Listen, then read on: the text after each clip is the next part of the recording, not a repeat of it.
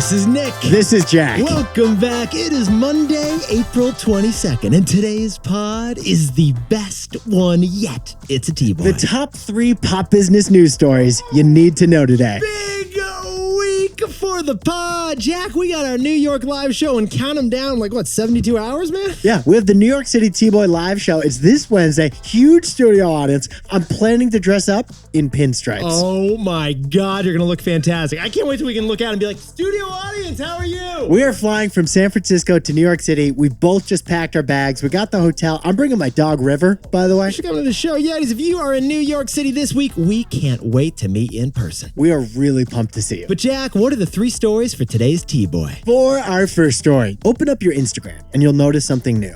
A Meta AI chatbot in the search bar. This is InstaGPT, and it could become the new leader in AI. For our second story, South Korea's K-pop bands IPO'd themselves. They are publicly traded bands. But K-pop stocks are experiencing a K-pop drop. And our third and final story. The Wall Street Journal just discovered that Amazon has a secret fake company to gather intel on its rivals. Amazon has gone full James Bond. It has infiltrated Walmart. But Yetis, before we hit that wonderful mix. That is how you kick off the week to the live show, Jack. The biggest waste in America is change. Change. Like pocket change. Pocket change. Yeah, not the other change. Yeah. Pennies, nickels, dimes, quarters. Not the verb. We're talking the noun here. Americans love money, They do. but they don't love the tiniest money, apparently. Get this. Americans throw away $68 million of pennies, of quarters, of dimes every single year. $68 million of change we just toss in the trash every year. Sit down, stand up, and I found some change on the couch, Jack. I guess nickels have become a nuisance. And I guess pennies have become more of a problem. No, we've all been there. What am I going to do with these filthy metal coins? Is that like mold growing on Lincoln's head? What is this? They fall down on the floor. You don't even go back to pick them up. Oh, Jack, you go through a TSA checkpoint, you're just leaving that change in the bin. You really are. The TSA actually collects hundreds of thousands of dollars in unclaimed change every year. Remove your shoes,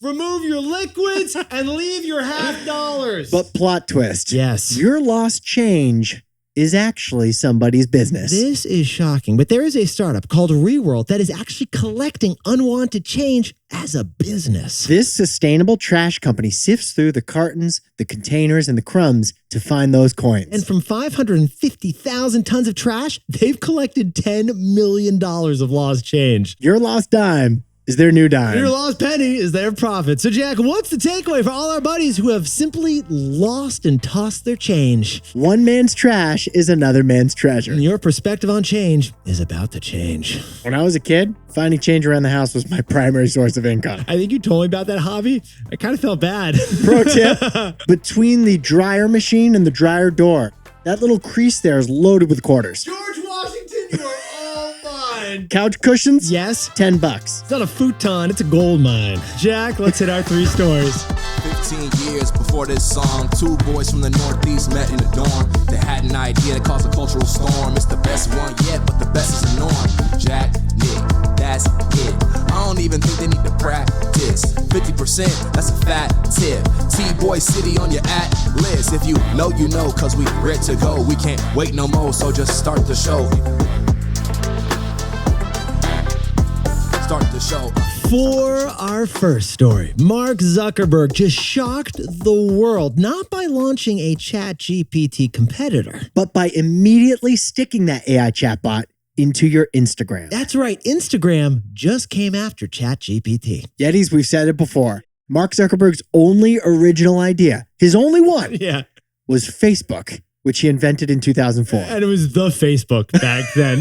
Since then, Zuck's basically copied other ideas made by other companies. And what do we call it, Jack? A zucking. It's a zucking. And last Thursday, Jack and I got an alert in our TBOY studios about a stage 5 zucking. Meta copied the most powerful product of our era, OpenAI's ChatGPT. Zuckerberg's new chatbot is called Meta AI, and it's based on a large language model called Llama 3. And the launch was so successful, it sent the stock of Meta to a new record high last week. Get this, Zuck's Meta is now worth a whopping $1.3 trillion. 2023 was Zuck's year of efficiency. 2024 is Zuck's year of AI efficiency. Now, Yetis, the reason Meta's AI chatbot is so powerful isn't that it's as smart as ChatGPT. Yeah, good point. It may never become as smart as ChatGPT, right? But it still might be more powerful because Zuck's AI chatbot is more accessible than ChatGPT. Jack, I think there is a Game of Thrones episode where like one of the Lannisters says something about this. Like power is accessibility, not strength. You know, like something like that. Sounds like a Tyrion line. Yeah, it's a classic Tyrion. Because Yetis, if you go to the search bar of your Instagram app, your Facebook app, or Messenger or WhatsApp, the first thing you're going to see is a new Meta AI branding. And this is what Jack and I found fascinating. This isn't just a search bar anymore in Instagram for like cupcake hashtags. The search bar on all of Meta's apps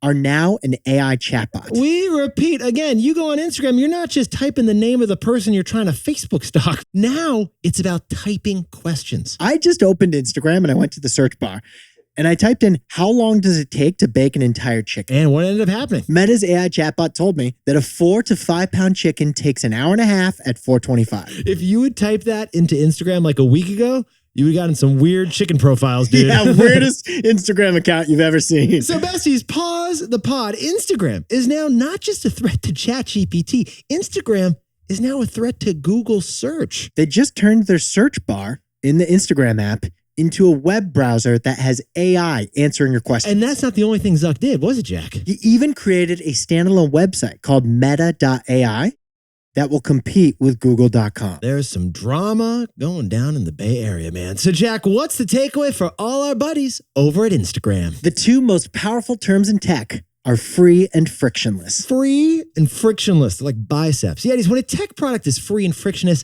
that's a freaky combo. And Meta has both of those in a way that its AI competitors do not. All right, here's how we see it. ChatGPT is trying to make money, and it does so by paywalling its best features for $20 a month. Google's chatbot is doing the same thing. You have to pay $20 a month to use it. But Zuck doesn't plan to charge $1 for this new chatbot. Instead, he said his goal is just to keep this thing free for the whole world. Just like the rest of his apps are, free for the whole world. So Zuck will be making money with ads and use AI to keep you in the apps just longer. He hopes that instead of using Google for your web browsing, you start using Instagram for your web browsing. But it's not just about being free. Since the whole world already downloaded Facebook, Instagram, and WhatsApp, it's frictionless to try too. You can try it right now. You don't even have to update the app on your phone. So the way Jack and I see it, even if Zuck's new AI chatbot is inferior to all the others, it still may win the AI race. Because Meta has the two most powerful terms in tech.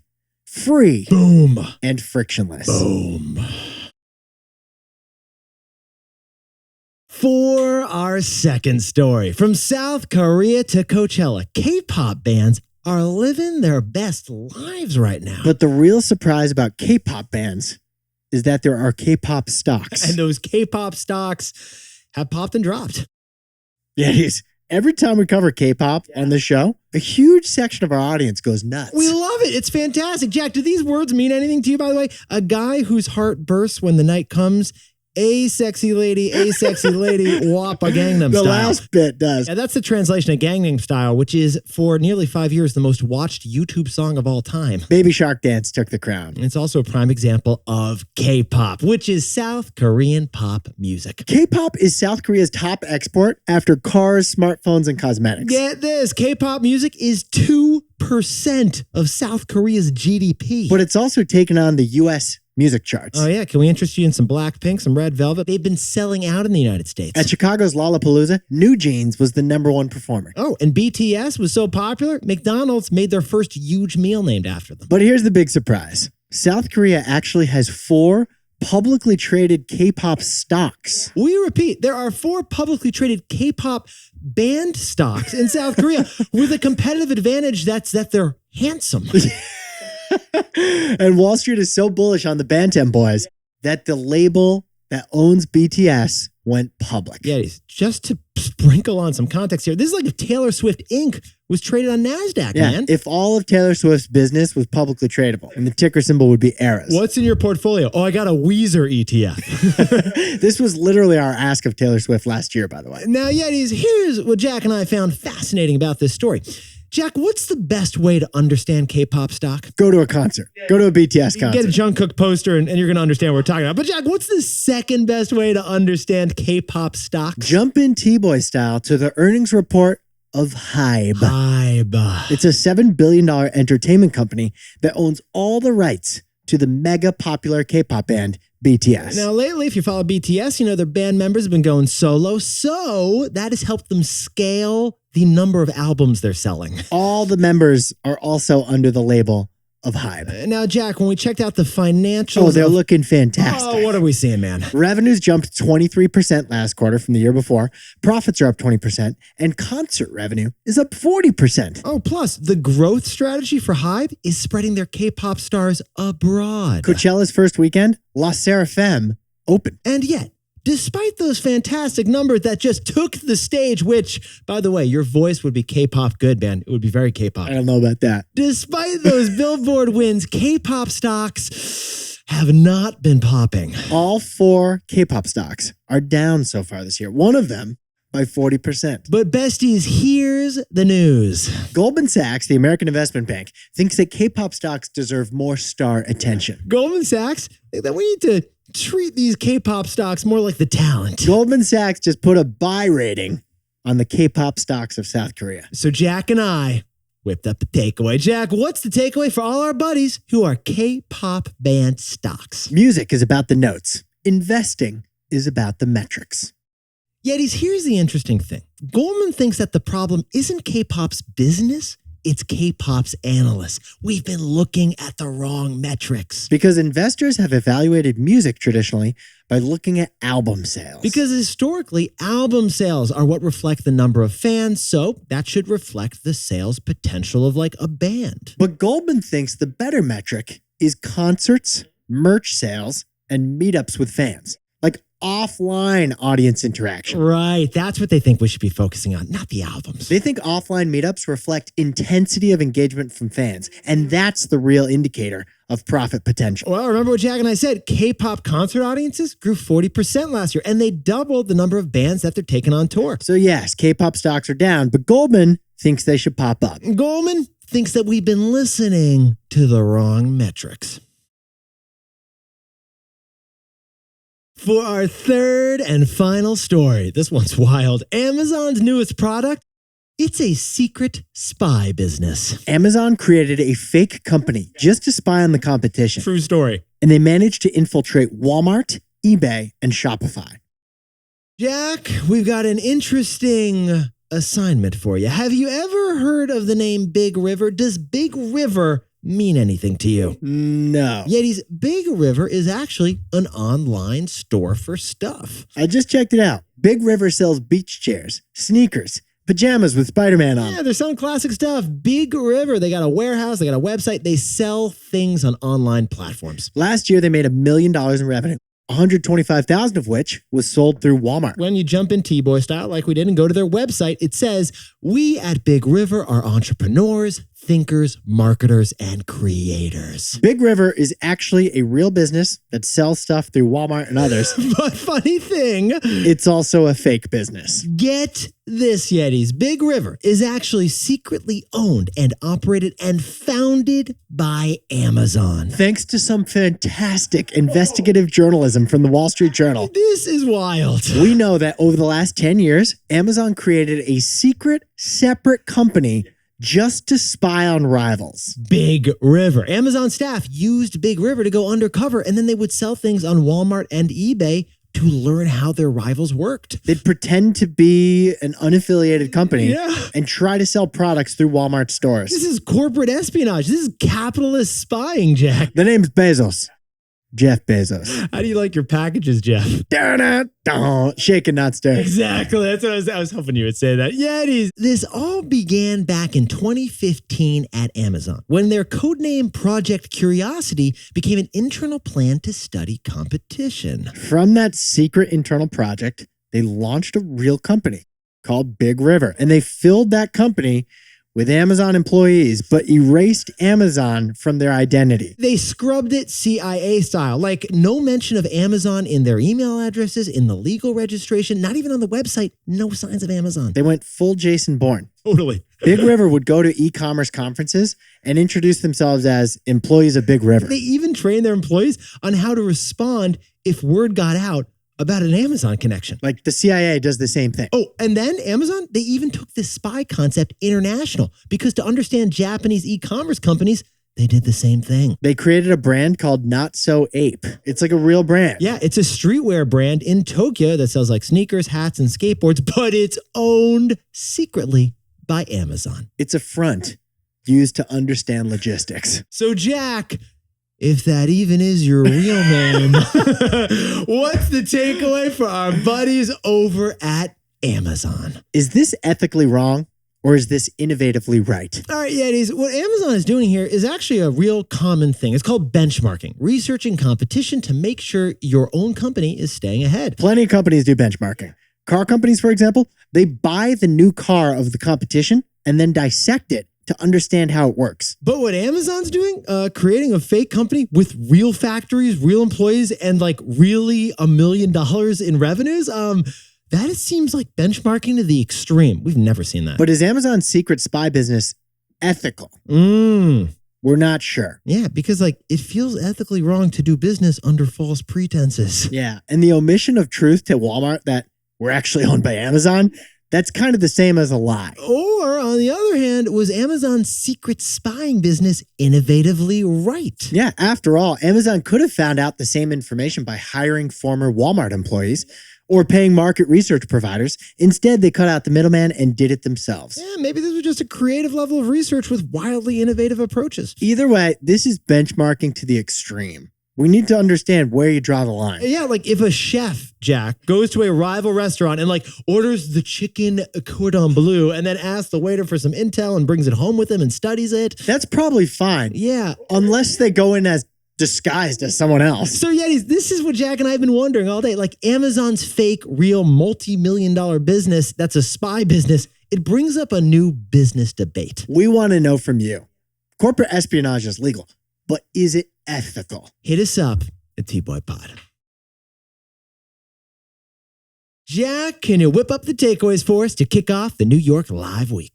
Zuck just put a powerful AI chatbot into the search bar of all of Meta's apps, including Instagram. And it got two of the most powerful strengths in tech, free and frictionless. For our second story, it's K-pop, a booming export of South Korea, but a dropping part of the stock market. But Goldman Sachs thinks that investors are just listening to the wrong BTS metric. And our third and final story, Amazon has been operating a front company to infiltrate Walmart and other competitors. $007. This is corporate espionage. It's legal, but is it ethical? I'm going to ask Moneypenny. I think that's why they're doing this, Jack. For the money and the pennies. Actually, Amazon owns James Bond. They are Moneypenny. But Yetis, this pod's not over yet. Here's what else you need to know today. First, it is Earth Day. And according to a new study published in Nature, climate change will badly hurt the economy, and they shared some interesting numbers out. Global GDP will decline by 19% by 2050 due to warmer climates and more extreme weather. It's like we all know that this is happening, but it's helpful when you get the numbers around it. Yeah, plus, we're also worried about the cost of clean energy. The cost of the status quo is so much worse. And second, on Saturday, the House of Representatives passed sweeping foreign policy bills. It included aid for Ukraine, Israel, and Taiwan, plus a new TikTok bill. Next, the Senate is expected to pass each one of these, and then President Biden is expected to sign each one of them too, right into law. Including the TikTok bill, which would force China to sell TikTok in 1 year or face a ban. And finally, this sounds like the plot of, frankly, a James Bond movie, but this is actually a real life thing. There was a gold heist on an airplane. Isn't that how Batman The Dark Knight begins with Bane? Also, GoldenEye. Yetis Air Canada employees are suspected in a gold heist of 6,600 gold bars. Because a Swiss bank shipped a bunch of gold to Canada. And the flight attendants are like, did you see what's down in the cargo bag? Yeah, these gold prices are record highs, over $2,000 an ounce. The flight attendants wanted that gold. It was actually the bag handler guys, but I have a feeling everyone got in on that action, Jack. Oh, I'll have more peanuts. Now, time for the best fact yet. This one sent in by Mariana Munoz Niembra from lovely Vancouver, Canada. We're doubling down on Earth Day. Oh, yeah, literally. Actually, this one's literally just about the Earth. It turns out the Earth is spinning too fast. Yeah, it's actually spinning so fast that the world's timekeepers are considering subtracting a second from our clocks to keep time kosher right now. Now, we've added time to the calendar with leap year. Right, that's when the Earth is going around the sun, and so we need to adjust things. Yeah, we have to adjust things because it's not exactly 365 around the sun. But in this case, it's that the Earth is spinning around itself a little too fast. It's rotating, and it's not exactly 24 hours. Yeah, it's called the negative second loop, Yetis. And here's the thing. The Earth, it takes about 24 hours to rotate. Keyword, about. So we might have to subtract a second. Yetis, you look fantastic. Jack, you got your toothbrush ready for New York, man? You got that thing packed up? My backup travel toothbrush? Yeah, I know what you're talking about. I do have it. You always got to travel with a backup We're staying at the Standard Hotel, yeah, right? it's going to be great. Meat Pat, we're running along the High Line. This is going to be great in the morning. It's a dog-friendly hotel. We can't wait to play New York Live this week. And remember, we always want to add more Yetis to the crew, so tell your buddies HYH TBOY. Have you had the best one yet? That is how we grow the show. It really is. If you know, you know.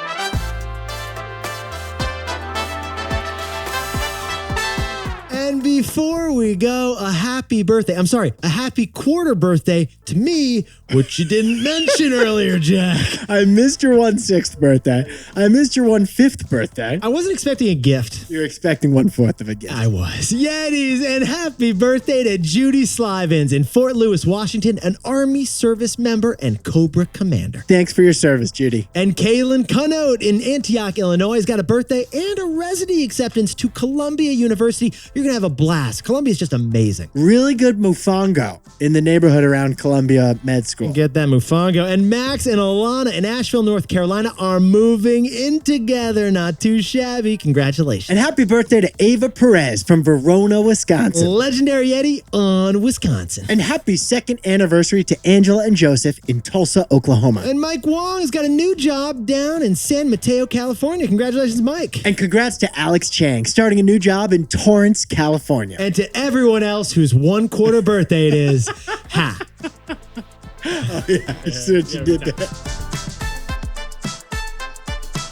This is Jack. I own stock of Amazon and Netflix, and Nick and I both own stock of Shopify.